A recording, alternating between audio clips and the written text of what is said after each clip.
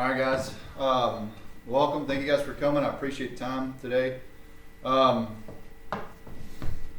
name is Casey Bowman. I've been an automotive technician for a better part of 20 years now. I'm a 20-year senior master tech at Ford. I'm also a Chrysler master tech, and I'm also A1 through A8 ASE certified technician.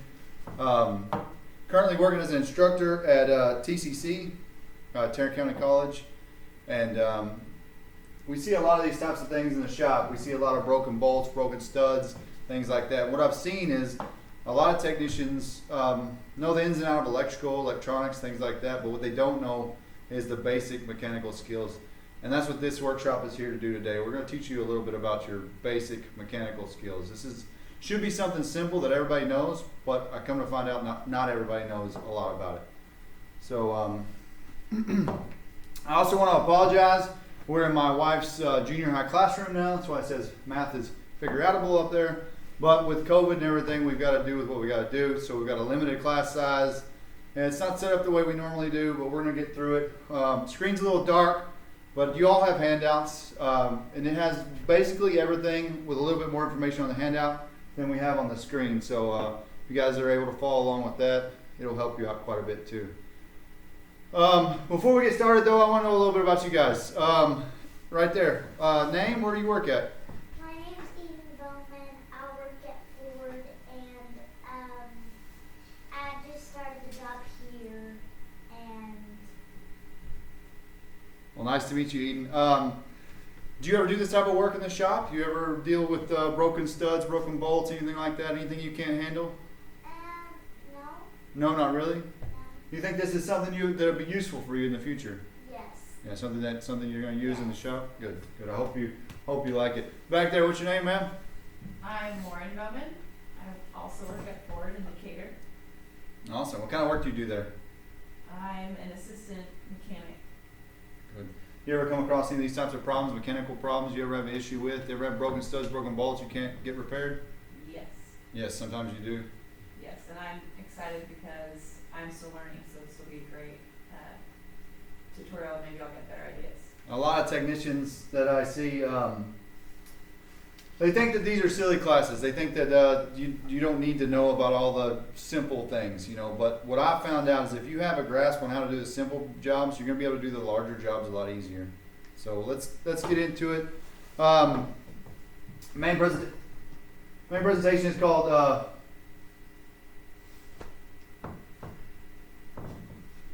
Don't be a hack, get the knack for threaded bolt repairs.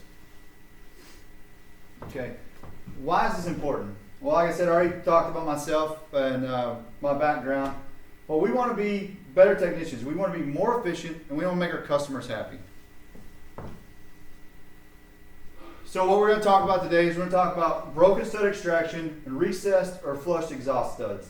This is where you get a customer come in, they have a noise from their exhaust or something like that. Any broken stud this is applicable for, but this is what we see most often in the shop. Studs broke off, sheared off at the head. The head's really hard to take off. It's really time intensive. It takes 20 plus hours to remove the head, reinstall it, and repair the engine. If you can take the stud out and repair the stud, you're going to save your customer and yourself a lot of time and a lot of money. Like I said already, why is it important? Saves money under warranty and unnecessary repairs. It saves the customer time and money. It's also going to save you, the technicians, time and money also.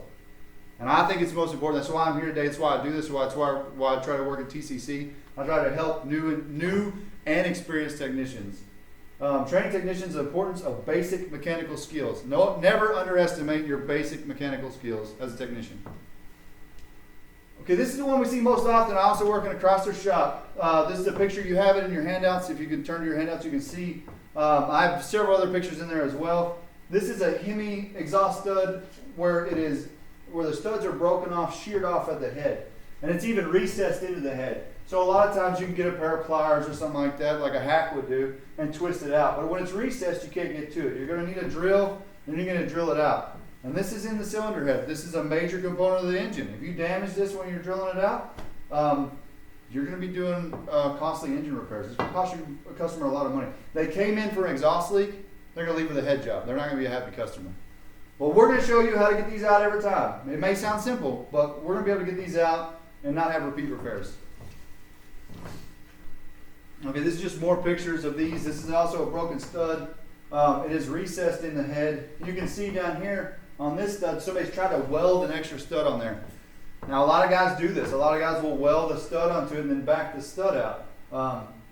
I don't think that this is the most appropriate way to do it. You can damage it. You can get slag and other things and damage your head and overheat the aluminum, warp it. We don't want to do that. We want to do the method I'm going to show you. Some technicians prefer this method, but I don't suggest it. So we're going to do the extraction method. Now, this is really simple, but the tools are important. Having the right tools to do the job are important. You're going to want to drill a 90-degree pneumatic air drill. Why you want a pneumatic is because you want to be able to modulate the speed of the drill. You want to be able to have low speed, high torque. If you go in there and you drill at high speed, you're going to burn up the stud. You may melt the aluminum. You can damage the head further. You want to make sure you have a low speed, high torque drill. You take your time, use a lot of penetrating oil, and get it clean when you cut it out. Drill bits are really important. You think you just cheap set of drill bits at Walmart or something are going to do it, or go down to Harbor Freight and get you a $2 drill bit. That's not going to do it. You're going to need really good sharp bits. Cobalt bits are good, hardened steel bits are good, and titanium drill bits or even diamond tipped drill bits are the best. Left-handed threads are preferable because if you use a left-handed thread, you can get lucky. You can drill into it and it will actually pull the stud out while you're drilling into it. But these also go as least expensive to most expensive. We're going to talk about this a little bit later. We're going to have a little video from Drill Doctor. It's a video from their website on how to sharpen your drill bits. Always use a sharp drill bit. You don't always have time to go down to Harbor Freight or on the tool truck to get yourself a new set of drill bits, and it costs you a lot of money. But if you know how to use the Drill Doctor, you're never going to go in there with a dull drill bit. If you use a dull drill bit on some of these hardened steel bolts, you're just going to damage your bit and damage the head. So, okay, we also need a good set of center punches. Everybody's seen a center punch before, right? Seen center punches? Okay. Great. We're also going to need penetrating oil. We're going to need a set of easy outs. This repair, you might get lucky. Your left-handed bit might pull out the stud. But if it doesn't, you're going to have to drill all the way through the stud, and you're going to have to use a set of easy outs. I'm going to show you how to do it the right way as this goes on. You're also going to need a dead blow hammer or something like that, because you're going to have to use your hammer to set your center point. And a T-handle for use on your center punches. And of course a Drill Doctor, we're going to talk about that. It's a really important tool. Hope everybody has one. If you don't have one, hope you have access to one so you can use it. All right. Now this is the video about the Drill Doctor. We'll just take a couple minutes and we'll see what these guys have to say about their tool. Show you why it's so important to use. Place it in the chuck so it can move freely back and forth. The chuck has alignment tabs on either side. You want to place those so that they're straight up and down in the alignment port. There are two pawl arms in the alignment port that close around the drill. You want those to close around the smallest part, which is in between the two flutes. So now you tighten down, take your drill out, and that was the most complex part of setting up the Drill Doctor for sharpening. The next step is to pick your point angle. Again, on the 750X, we can choose anywhere between 115 or 140. This drill is set up at 118, so we are just going to choose that. Tighten it down. And now when I sharpen, what I want to do is keep this cam in constant contact with that pin. All the geometry is in the timing between this cam and the timing of where these cutting edges are on the drill. So you take your chuck, place it in the sharpening port. I'm going to use light pressure to keep that cam in constant contact with the pin. And then we're just right here.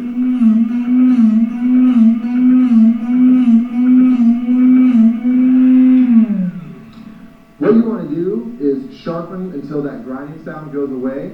Most of the time that takes about a minute to two depending on the diameter of the drill and then of course how much material you're having to take off.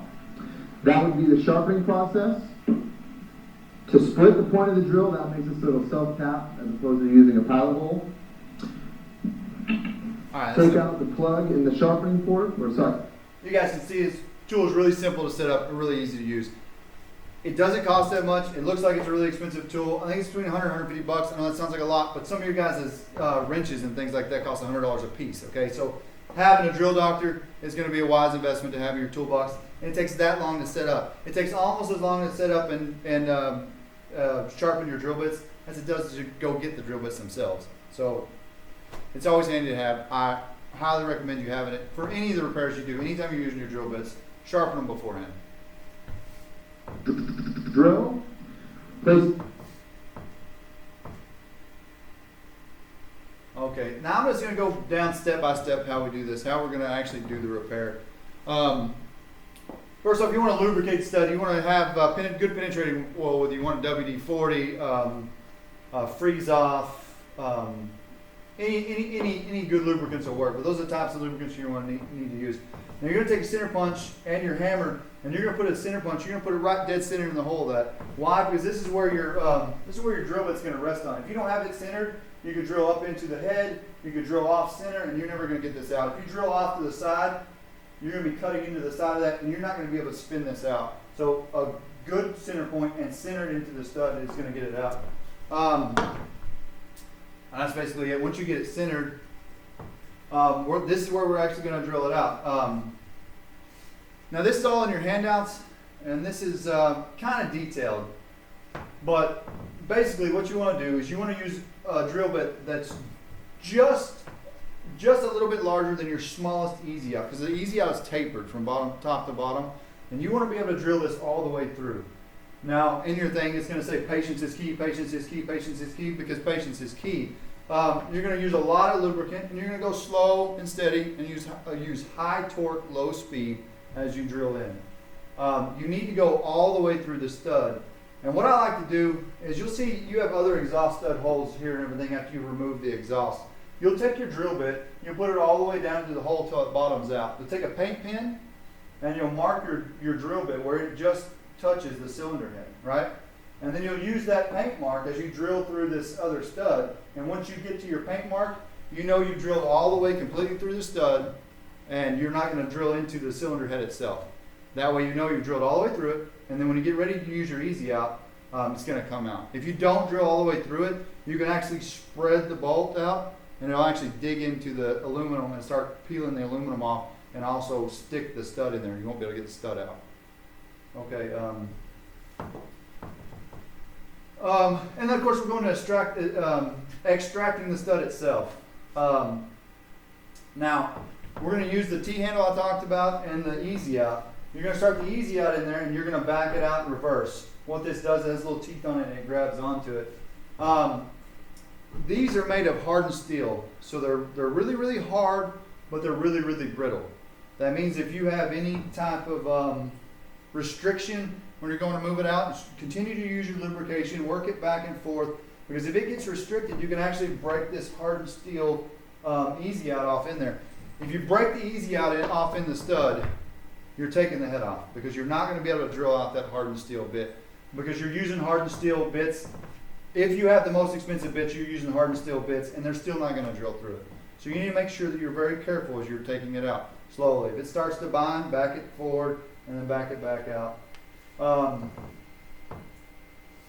here I have take 2, just in case you don't get it out with the first one. You may not be able to get it out with the first one or whatnot. You can always go back in, drill a larger hole, because you've already got the pilot hole drilled through it. So you drill through with a little bit larger drill bit, and you use your next size up easy out.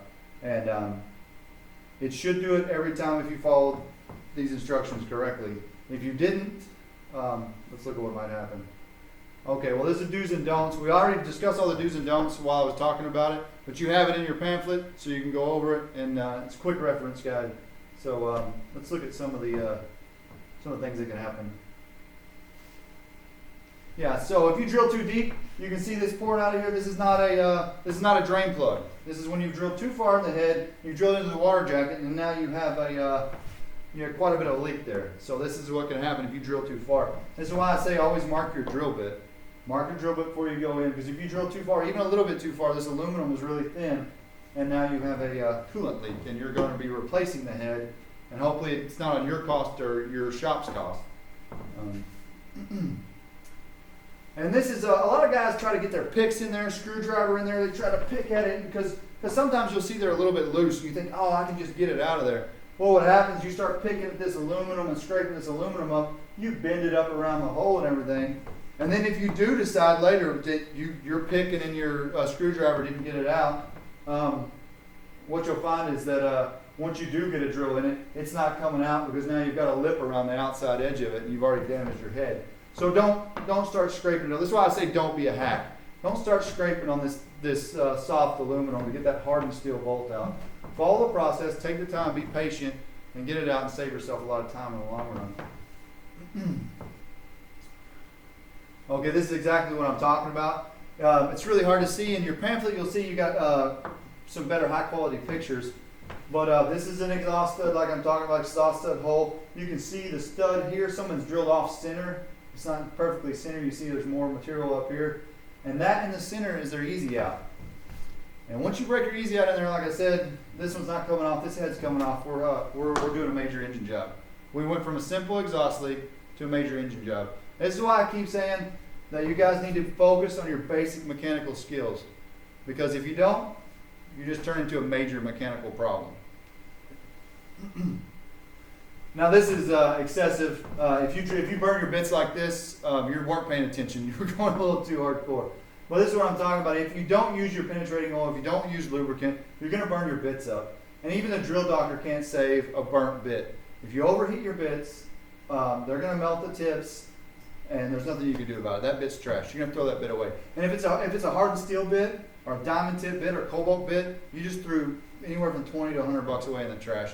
This only happens when you're not using lubrication, and you're going too fast with your drill. You slow down and use a lot of lube. Go ahead. And again, it's like I always say, don't be a hack. You want to have happy customers. You want to have happy employers. You want to keep your job. You want to stay there. You want to be an effective, efficient mechanic. And we also want happy technicians. We want you guys making money. The more money you guys make, the better our industry is. And the benefits of following this is if you take your time, I know it sounds counterintuitive, but if you take your time, it will save you time and save you money in the long run. I just want you to be a better technician. Attempt to repair it before replacing the parts.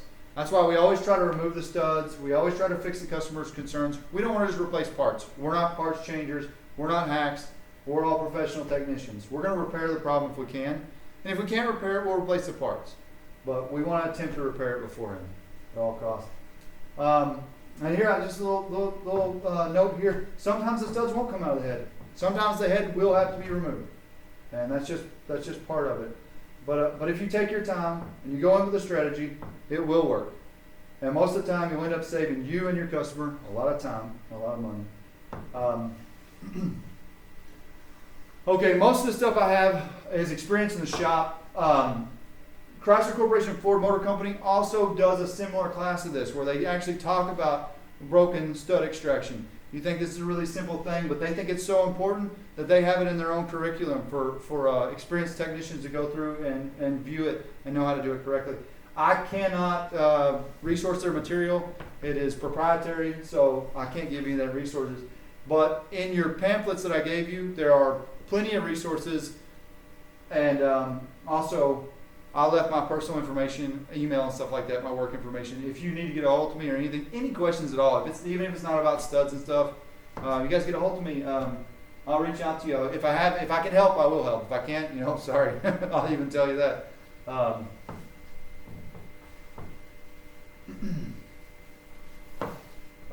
That's about it for the presentation. But before we go, I want to know what you guys think about the presentation. Do you think that this is going to help you in the shop? Do you think this is going to help you in the shop, or is this something that you guys don't need? I think it might help me much better, and I think later in the future I might have something I might have to do with this, and I might need this information. Yeah. We talked about the drill doctor. Do you think it's something do you have a drill doctor in your toolbox? No, but if I ever come across this problem, I'm going to get one, and I'm going to So I'm not a tool salesman. I'm not in the game to sell tools. I'm not selling drill doctors. I'm not selling drill bits. But I'm just telling you, if you want to do the job right, it's worth the investment. You have anything? Did this help you out at all, or? It did. It gave me a lot of good ideas and reminders to stay patient instead of rushing when you have the pressure of your coworkers or the employee or the customer, and to stay on task with what you're doing and stick to the what's important and do it the right way. Do you have all the tools we talked about? Do you have all those tools in your toolbox? Most of them, if I don't, my colleagues have a set that I could use. Good. All right, guys, it's been a pleasure hanging out with you guys. What's that, man? Yeah, we'll get to that. I do have some donuts and coffee in the back, and we'll get that after we go. We can hang out and talk for a little bit if you guys want to. Tell me more about what you guys are doing at your shops. But I really appreciate you guys coming. I hope you learned something. And that's it. Let's have a good night. Let's get some coffee and some donuts, guys. Come on.